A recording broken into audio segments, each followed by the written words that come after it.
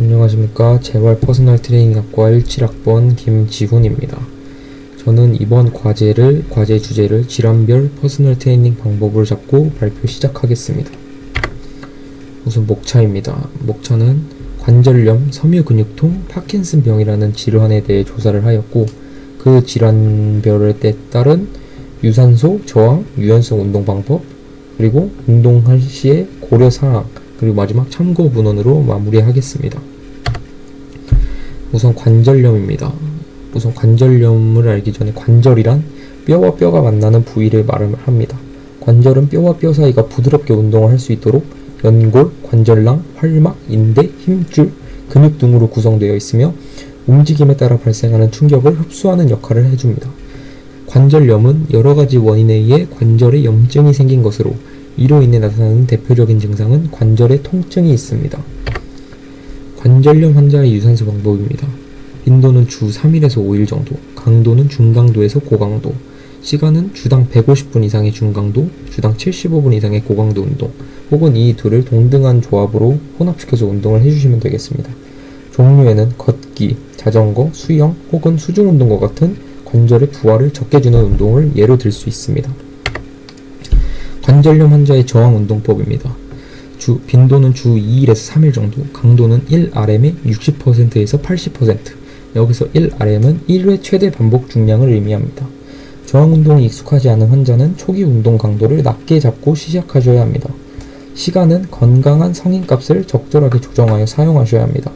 예를 들면 8에서 12회로 2에서 4세트 정도를 예를 들 수 있습니다.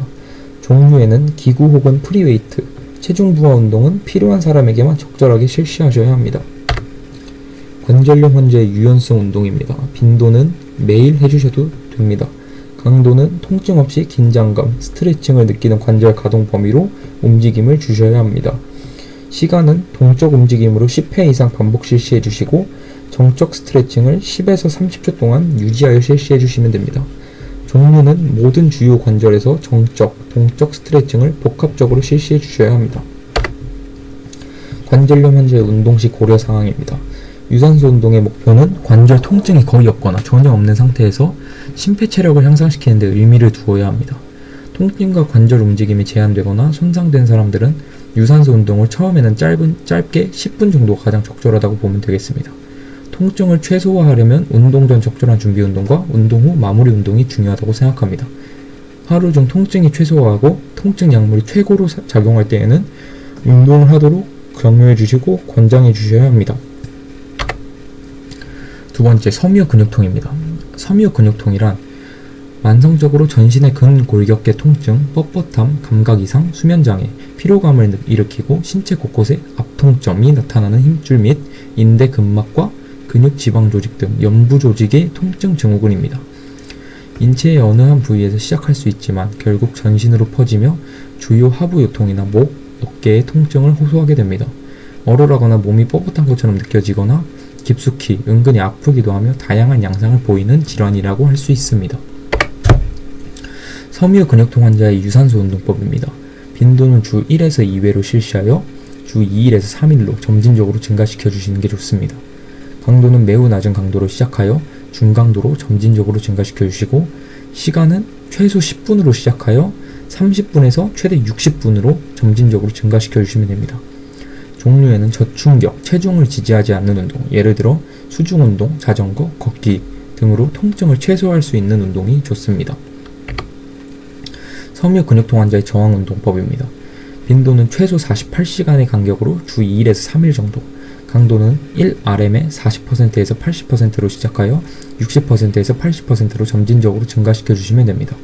근지구력 향상을 위해서는 1RM의 50% 이하가 좋습니다. 여기서 1RM은 1회 최대 반복 횟수를 의미합니다. 시간은 근력을 예를 들자면 근육군당 4회에서 5회 반복 횟수로 시작하여 8회에서 12회로 점진적으로 증가하고 2에서 4세트로 최소 세트 사이에는 2에서 3분 정도의 휴식 시간이 필요합니다.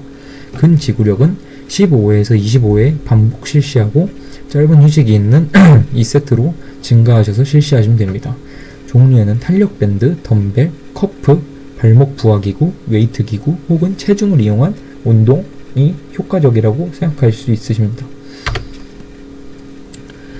섬유근육통 환자의 유연성 운동법입니다. 빈도는 주 1에서 3일로 시작하여 주 5일로 점진적으로 증가시켜 주시면 되겠습니다. 강도는 활동적이고 부드러운 관절 가동 범위의 스트레칭은 모든 근육과 힘줄근의 통증을 느끼지 않는 범위 내에서 수행하셔야 합니다.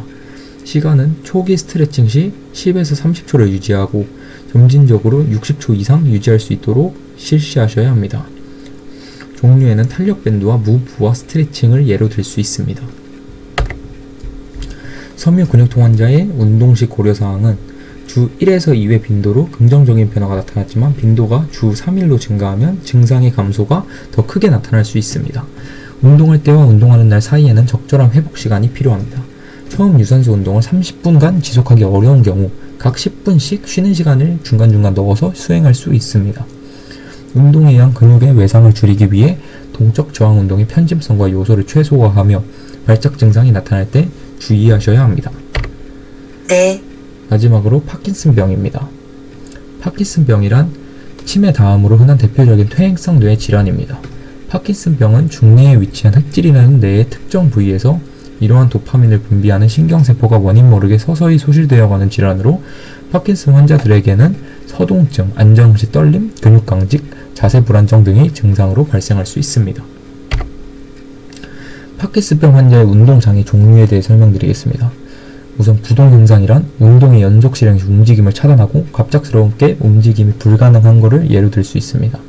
운동 장애는 근육의 과잉 재활동, 뒤틀림, 꼬임 등을 들 수 있고 떨림이란 기랑근에서 대안적인 율동적 움직임, 휴식 시에 이제 떨림 증상을 나타냅니다.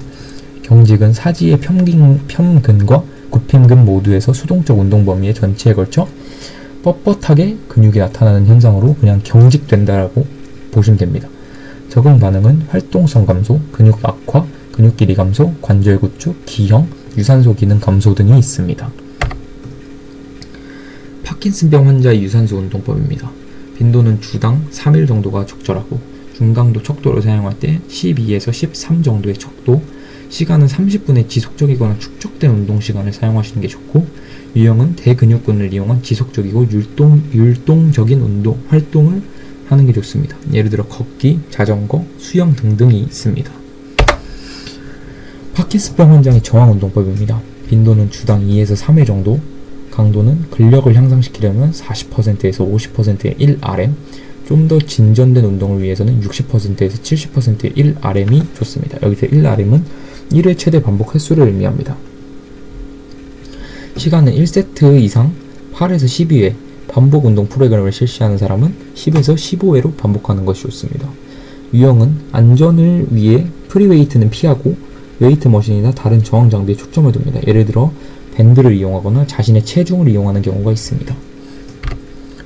파킨슨병 환자의 유연성 운동법입니다. 빈도는 주당 2에서 3회 정도, 가장 효과적인 방법은 매일 하시는 게 좋습니다.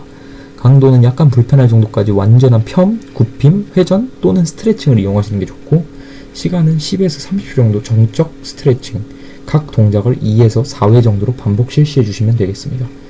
유형은 모든 주요 근육군에 대해 천천히 정적으로 스트레칭을 해주시면 됩니다. 파킨슨병 환자의 운동시 고령사항입니다. 운동 종류의 선택은 파킨슨병 환자의 심각성 정도에 따라 개인의 임상적 증상에 달려 있습니다. 저항 운동 동안 잘못된 자세를 예방하기 위해 몸통과 엉덩이의 편근을 강조하고 척추의 가동성과 축성, 회전 운동들을 모든 심한 단계에서 권고되어야 합니다. 목의 경직이 자세, 보행, 평행성과 기능적 가동성에 영향을 주기 때문에 목의 유연성 운동이 강조되어 첫 번째로 실시하셔야 합니다. 참고 문헌입니다. 저는 관절염, 섬유근육통, 파킨슨병의 정의를 네이버 백과사전을 통해서 검색하여 찾았고 각 질병들의 운동법과 고려 사항들은 ACSM, 운동검사, 운동처방 지침이라는 책 제9판, 제10판을 통해서 찾아서 설명할 수 있었습니다.